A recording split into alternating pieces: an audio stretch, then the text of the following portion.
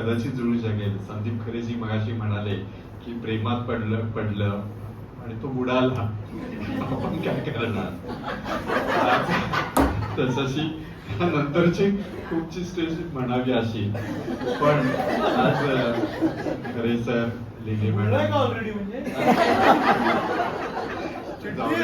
जावडेकर या सगळ्यांचा ऐकताना आपण इतके सगळेजण भान हरपून गेले. आणि आताच्या कविता एकेकाळी साहित्य सहकार गाजवलेल्या श्री शिवप्रिया सुर्वे यांचं सुंदर सगळ्या ही मैफल पालकर सरांनी जमून आणलेली आहे. एक छोटीशी कविता म्हणतो.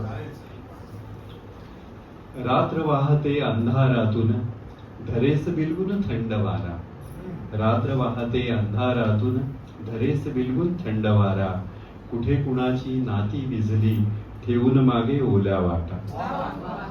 उरली जाणीव अनुभूतीची, ठेव हजारो तेथे सारे. दुखरे काळीच साक्षी ठेवून, शिल्प घडावे वेदनेतले. जीवन अर्थ विरघळताना, हताश डोळे उगा पाहती. या वाटेवर त्या वाटेवर, कशी तुझी चाहूल नव्हती, कशी तुझी चाहूल नव्हती. धन्यवाद.